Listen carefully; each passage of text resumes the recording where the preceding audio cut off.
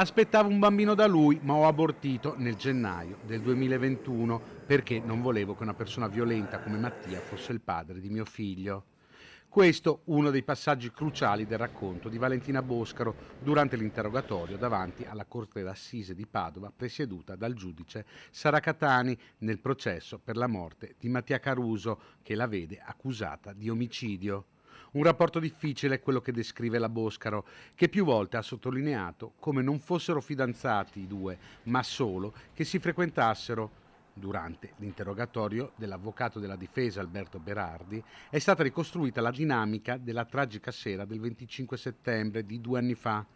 Quando inizia a parlare, Valentina Boscaro ha la voce rotta tanto da chiedere un po' d'acqua. Ripercorre le tappe che hanno portato alla morte di Mattia, accoltellato al cuore dalla giovane con un coltello a serramanico che il ragazzo aveva in auto. Valentina, durante tutto l'interrogatorio, ha sottolineato come Caruso fosse violento e geloso nei suoi confronti, una ricostruzione che la sorella della vittima respinge. Non voglio esprimermi perché poi parleranno da sé, sai. Penso che sia giusto che giudichino gli altri e non io, ma insomma ha detto veramente cose che una persona che è pentita di ciò che ha fatto non avrebbe mai detto, sinceramente, anche perché ho sentito veramente tante bugie, tanti arrampicamenti negli specchi che mai avrei pensato. Una giornata difficile per i familiari di Mattia presenti in aula. L'accusata ha anche presentato le sue scuse, sostenendo di non averle fatte prima perché pensava che i Caruso la odiassero.